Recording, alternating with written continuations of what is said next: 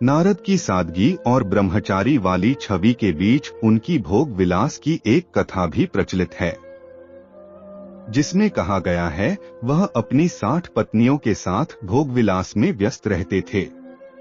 ब्रह्मा जी ने नाराज होकर नारद मुनि को श्राप दे दिया था। नारद मुनि का नाम सुनते ही आपके दिमाग में क्या आता है? एक ब्रह्मचारी जिनके मुख पर हमेशा भगवान विष्णु यानी नारायण का नाम रहता था। नारद मुनि के व्यक्तित्व में सादगी की झलक मिलती थी। अगर कोई कहे कि नारद मुनि की कई सारी पत्नियां थीं और वह भोग विलास में मगन रहते थे, तो क्या आप यकीन करेंगे? अगर आपको वैदिक साहित्य की ज्यादा जानकारी नहीं है तो शायद आपका जवाब नहीं होगा, क्योंकि यह बात आपके दिमाग में मौजूद नारद की छवि से मेल नहीं खाती। पर वैदिक साहित्य की माने तो यह सच है कि नारद मुनि की 60 पत्नियां थीं और वह भोग विलास में लिप्त रहते थे।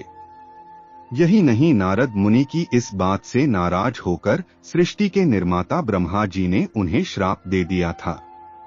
दरअसल कथाओं के अनुसार नारद अपने पूर्व जन्म में एक गंधर्व थे और उस जन्म में उन्हें अपनी सुंदरता पर बहुत घमंड था।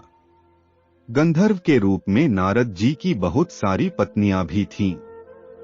कथा के अनुसार एक बार ब्रह्मा जी ने एक सभा बुलाई जिसमें नारद अपनी पत्नियों के साथ मौजूद थे।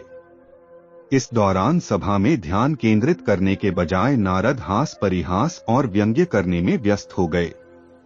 उनके इस काम को देखकर ब्रह्मा जी उनसे नाराज हो गए और नारद मुनि को श्राप दे दिया कि वह शूद्र योनि में जन्म लेंगे। इस श्राप के बाद नारद का जन्म शूद्र वर्ग की एक दासी के यहाँ हुआ। अपने इस जन्म में नारद ने ऋषियों और मुनियों की सेवा की। उनके सेवा भाव से ब्रह्मा जी प्रसन्न हो गए। सेवा से नारद के सारे पाप धुलने के बाद ब्रह्मा ने उन्हें आशीर्वाद दिया।